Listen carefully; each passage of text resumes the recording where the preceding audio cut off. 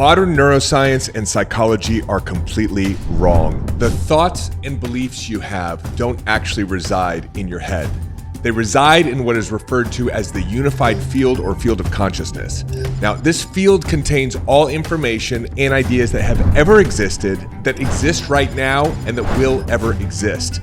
When you experience your own thoughts, what you're experiencing is a tuning into the information in the field. It's like you've opened up a portal to the information. Like a radio receiver, you've got the ability to tap into an infinite number of channels, and the channel you tune into determines the thoughts and ideas that you have. And those thoughts become your reality. If you're broke, it's because you've built a preset button to a channel that creates financial scarcity and insecurity. If you're sick, it's because you've been consistently tuning into a channel that creates illness and disease. But you can change the channel at any point in time. You can actually build new preset buttons so that you stop accessing channels that are creating challenges in your life, and you start aligning yourself with information in the field that creates joy, abundance, and wellness. Literally anything and everything is in the field, and as you learn how to access information that will benefit your life, and you learn how to refuse information in the field that is creating problems in your life, literally anything, and I mean anything, is possible.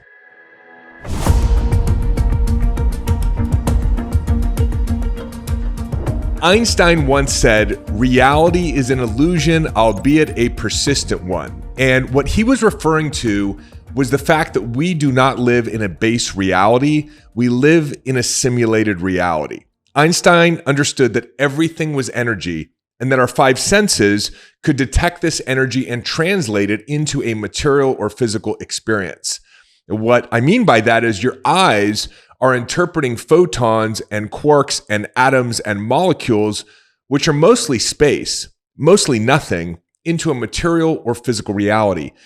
The device you're listening to, for example, is basically 99.999% space, and yet you're able to hear this episode on it. The car or the room that you're sitting in, the trees you're staring at, even the ears with which you are listening are glistening, shimmering buckets of energy that your senses are translating into a physical experience. In fact, everything in existence is really, well, just energy.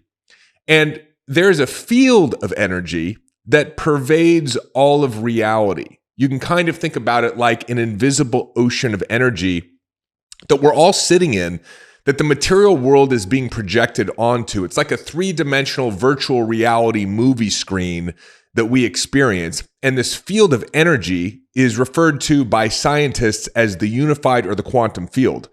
Now, different mystical teachers and cultures and traditions have been studying this field for a long, long time. The Hindus described it as the Akasha or Akashic field. The great spiritual mystic, Neville Goddard, called it the fourth dimension. In Hermeticism and early esoteric cultures, they referred to it as the great mind or the one. Aristotle and Plato referred to it as the ether, and it's often simply referred to as the field of consciousness. Now, this field of energy contains all of the ideas, the thoughts, the information that has ever existed, exists now, and will ever exist. So, for example, before Edison, the idea of the light bulb already existed in this field. Before Jeff Bezos, the idea for Amazon.com already existed in this field. Before Bitcoin was Bitcoin, it already existed in the field. All potentials, all scenarios, all realities exist in the infinite potential of the field of consciousness. Now, why should you care about this? Well, first, because if you want to make more money, if you want to grow your business, if you want to heal your body, if you want to have a reality TV show, if you want to become the Prime Minister of Canada or your country, if you want to become a billionaire or solve the world's biggest problems, the good news is that the field already has the answer. That reality already exists in the field. All the ideas, all the resources, the path to materializing that reality exists for you right here, right now in the field. All you need to do is learn how to access that information, just like Elon Musk accessed the idea for Tesla Just like Gandhi accessed the idea of a free and independent India, just like Arnold Schwarzenegger accessed the idea for becoming the world's greatest action hero, whatever you desire can become your reality. Now, here's where it gets really interesting. Most people, and I include myself in this most people until recently, think that the thoughts that they have and the beliefs that they have reside in their brain. But that's not true at all. When you have a thought, the thought doesn't exist in your brain. The thought exists in the field, and what's actually happening is that you're tuning into a channel of information that contains those thoughts. Remember, all ideas, all thoughts that have or will ever exist reside in the field. And so, just like when you select a channel on your radio and you tune into a specific song, you're tuning into a specific part of the field that contains information, and you're experiencing that information as a thought. But the thoughts don't live in your head, just like the musician doesn't live inside of your radio. They exist in the field, and you attract or receive these thoughts based on the channel that you tune to. So, what determines what channel you tune to? Well, you can think of your brain as a very complex radio receiver that has access to an infinite number of channels. And just like a radio receiver has wiring in it, you have wiring in your brain. And as it relates to this conversation, we're going to consider two very important components of your brain: neurons and synapses. Neurons are electrically active cells in your brain, and when you're born with about 100 billion of these neurons. And now these special cells are connected by synapses. You can think of synapses as wiring. And when you're born with about 25 billion synapses. But by the age of 7, these synaptic connections grow from about 25 billion to over a quadrillion connections. That's 1,000 trillion connections. So what happened? Well, life happened, and as you were experiencing your life, you were recording it. Literally every single moment of your life, you recorded. From the first time you experienced a dog, to playing on the playground, to your first day at school, to family gatherings, as you experienced the world through your 5 senses, you ingested this massive amount of information: what you saw, what you heard, what you smelled, what you tasted, and what you felt. And all of that information was sent through the nervous system and was recorded and processed in your brain. Now, what's critical to understand is that there was one other piece of information that was stored as you were experiencing the first 7 years of your life, and that was the meaning you gave the experience. Dogs are friendly or dogs are dangerous.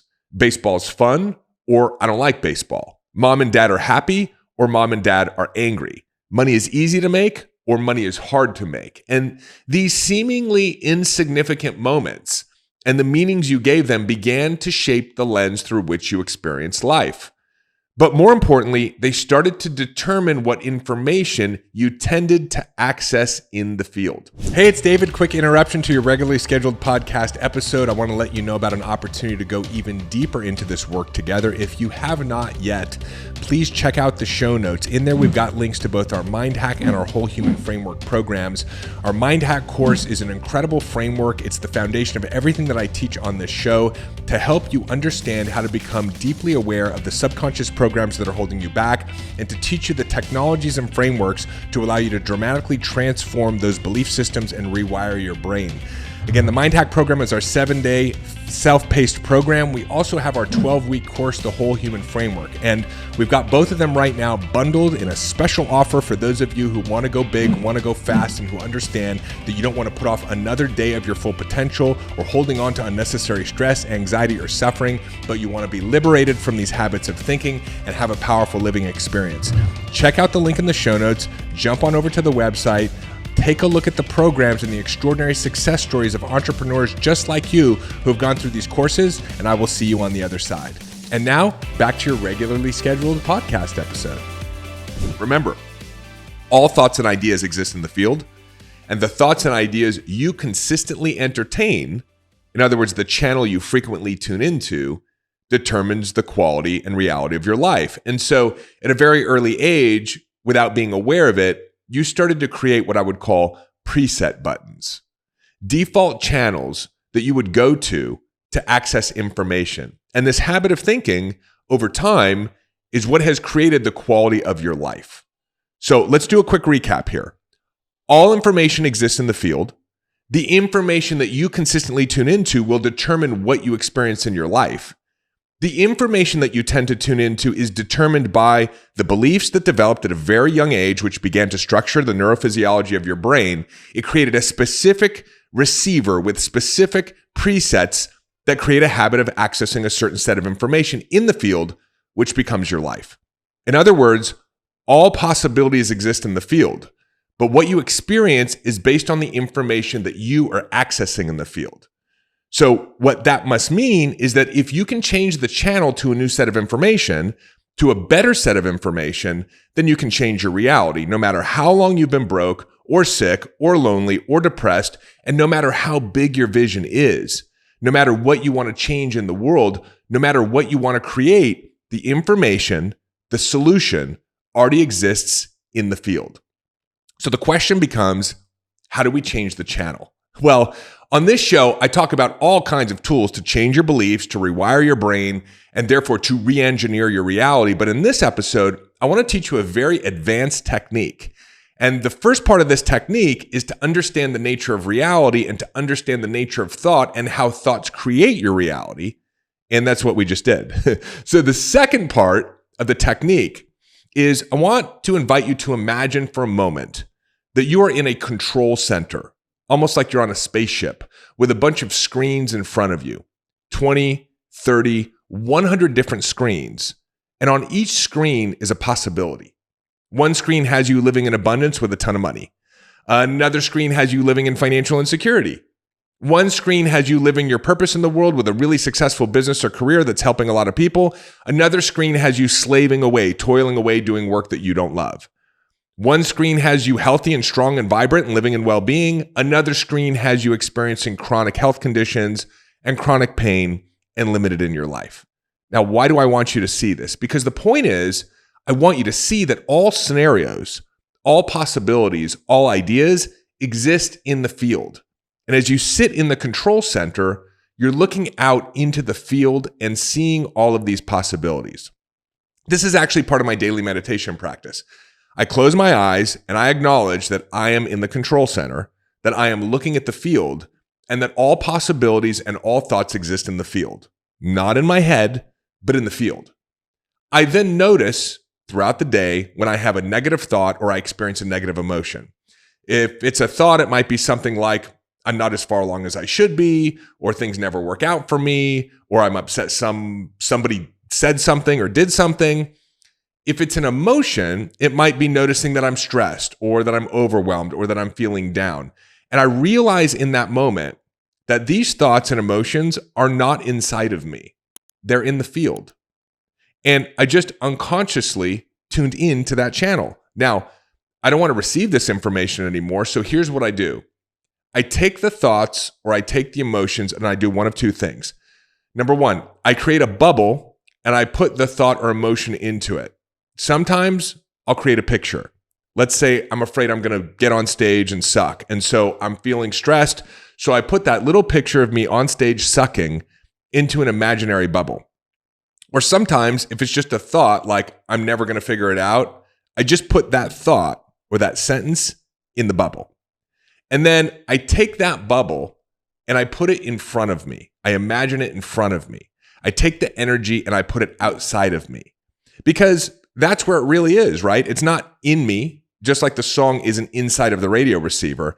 And I imagine as I push that bubble back into the field, I push it back onto the screen and I place it back into the field, protecting my mind, protecting my emotions, protecting my energy in my field. Now, here's what's so powerful about this. Not only are you learning how to manipulate and move energy by taking the energy and packaging it up and removing it from you and putting it back into the field, but as you do this short little 10, 15, 20-second exercise, you're also simultaneously disconnecting from that channel. In other words, as you do this simple practice, you're no longer entertaining the channel.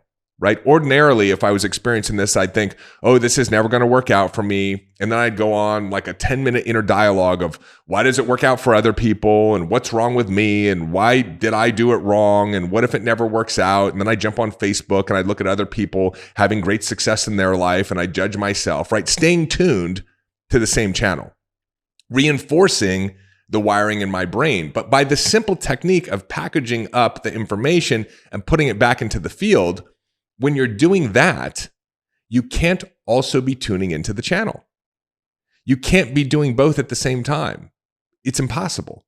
So as you're packaging up the information and placing it back where it came from, you're also creating a neurological habit break, right? And the more you do this, the easier and easier it gets. You actually start to rewire your brain so that it's not tuning into the channels that you don't like, but it's tuning into the channels that you want. And you start to get better and better and better at this as you do more reps. This is a really powerful process because you're working at a root level of change, a causal level. You're working with the underlying energy that is materializing the experiences in your life. It's creating the thoughts you're having. It's materializing the emotions, not trying to control your manifested reality or trying to control other people or trying to hustle and grind your way to overcome your problems. You're working at the level of causation. And as you work at the level of causation, as you learn how to change the channel, your external reality must change too. So similarly, you can open up channels of information simply through the practice of visualization. You can imagine the outcomes you do want. And when you do that, you're accessing that possibility in the field. That's what imagination is. It's opening up and tuning yourself to a channel of information about a desired future. And so as you do that, you start to build memories of a future that hasn't happened yet. Imagination is really, really powerful, and neuroscience tells us that your brain doesn't know the difference between imagination and reality. So as you imagine, you're opening up new channels, which changes the wiring of your brain and starts to build preset channels for a future that you want. More money, the dream home, the soulmate. This is why vision boards and visualization work, is because you're training your brain to access a different set of information, a different set of thoughts and solutions in the field. So I hope you enjoyed this episode as much as I loved sharing it with you. I'm a massive believer in the possibility of your life. I know that everything that you want and all the solutions to it already exist in the field. And I hope that this gave you some optics and insights into how you can start to tune in to more of what you want and tune out that which you don't. So I love you very, very much, and I'm excited to be on this journey with you. I will see you in the next episode. Hey, it's David. Hop on over to davidbear.com. Click right here. There's also a link in the show notes, and sign up for our newsletter. You'll get immediate access to my free Mind Hack ebook, as well as a couple of trainings to help you master the inner game. This is a great way to stay informed and be a part of our community and be notified of special announcements. Click below, head on over to the website, get subscribed. If you loved this video, make sure you check out this one or this one, and I will see you in the next video.